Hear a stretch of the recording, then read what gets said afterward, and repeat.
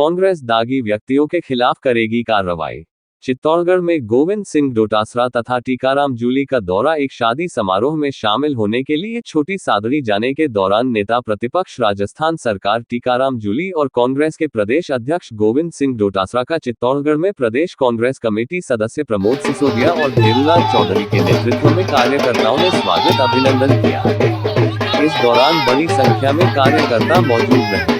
Budget पर प्रतिक्रिया देते हुए नेता प्रतिपक्ष टीकाराम जूली ने बजट को निराशाजनक बताते हुए राजस्थान की उपेक्षा करने का आरोप लगाया। उन्होंने कहा कि यह बजट निराशाजनक है और राजस्थान की महत्वपूर्ण ईआरसीपी योजना को सरकार ने भुला दिया है।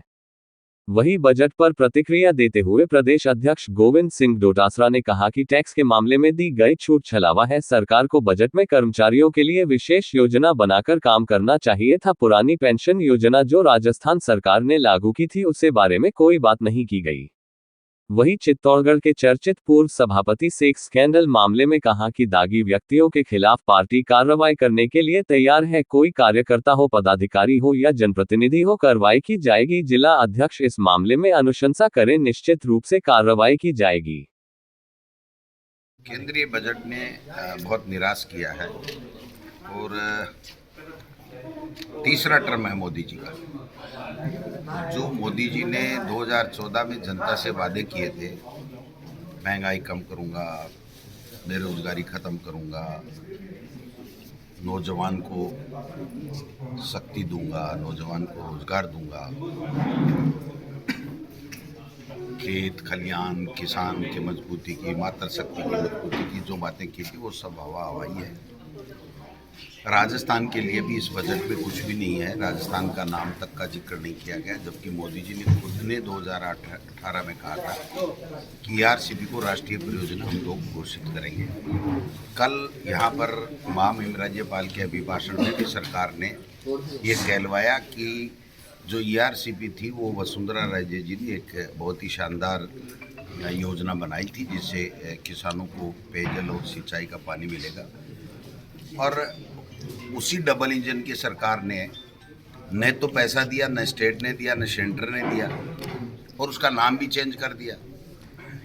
यमुना जल की बात करते हैं, मुख्यमंत्री जी करते हैं, प्रधानमंत्री जी करते हैं, उसके लिए भी कोई पैसा नहीं है। मिडिल क्लास और गरीब और ज़्यादा गरीब होता जा रहा है, उद्योगपति ज़्यादा रिच होते जा रहे हैं। आपने देखा होगा कि एक कर्मचारियों के लिए छोटी मोटी कोई इनकम टैक्स की स्लेब है, उसके लिए भी बिल लाएंगे, पता नहीं क्या इसमें क्या होगा, कैसे एक हाथ से देना और एक हाथ से लेने वाली बात इनकी रही है, वो उसी तर्ज पे जाएगी।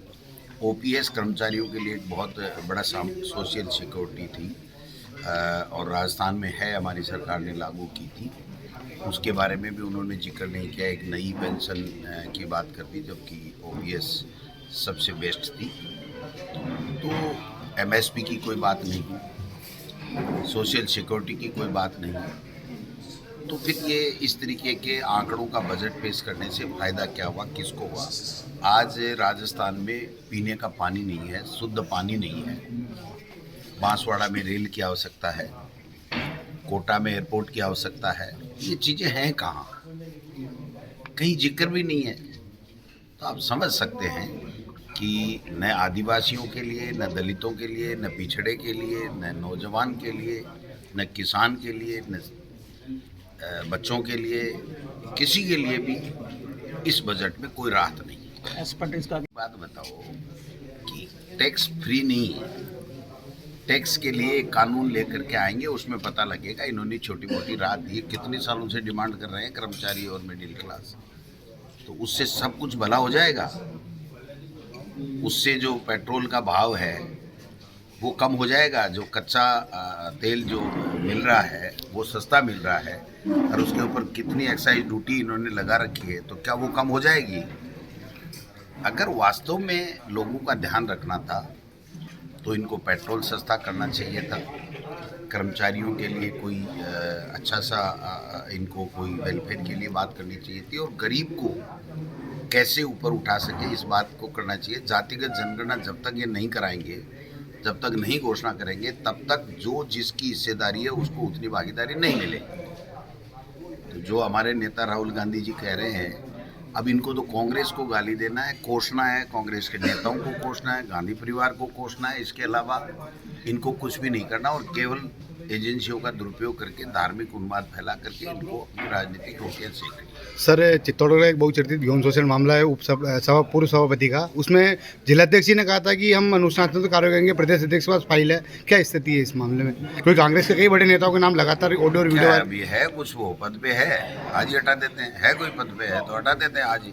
अगर किसी की कोई अभिशंसा जिलाध्यक्ष जी की गई है और अगर कोई कार्यकर्ता, कोई नेता, कोई कांग्रेस का गलत काम कर रहा है और वो अगर आज की तारीख में किसी पद पे है तो जिलाध्यक्ष जी की अभिशंसा को देख करके हम तुरंत कार्रवाई कर देंगे। क्या दिक्कत है? देखिए, आज का जो बजट केंद्र सरकार का आया है राजस्थान के लिए तो बहुत बड़ा निराशाजनक ये बजट है। विशेष रूप से जो हमारी ERCP PKC योजना उसका कहीं पूरे बजट के अंदर कोई जिक्र नहीं है। युवाओं के लिए रोजगार का जिक्र नहीं है, किसानों के लिए कोई बात नहीं है। सिर्फ और सिर्फ क्योंकि अगले साल बिहार के अंदर इलेक्शन आने हैं तो बजट में बिहार पे फोकस किया गया है। आम पब्लिक, आम जनता किस प्रकार से रोजगार बढ़ेगा और किस प्रकार से GDP बढ़ेगी उस और कोई ध्यान नहीं। बहुत ही निराशाजनक ये बजट रहा है। टैक्स में रिबेट दी गई है, मिडिल फैमिली के लिए बता रहे हैं कि बहुत अच्छा। 10 साल से नहीं दे रहे रिबेट, आज को रिबेट दी है, इसका फायदा क्या है? 10 साल से रोक के रखा है। आपने तो पिछली बार कॉर्पोरेट टैक्स के अंदर इतनी बड़ी छूट दी थी, उतनी तो दी नहीं आपने। कॉर्पोरेट जो बड़े व्यापारी हैं, बड़े उद्योगपति हैं, उनको फायदा किया है। मिडिल क्लास और गरीबों को तो आज भी मारने का ही काम किया इस सरकार ने। कानून के तहत वो इजाजत मांगने की बात कर रहे हैं, लेकिन ये भी उन्हें मालूम है कि वो किस तरह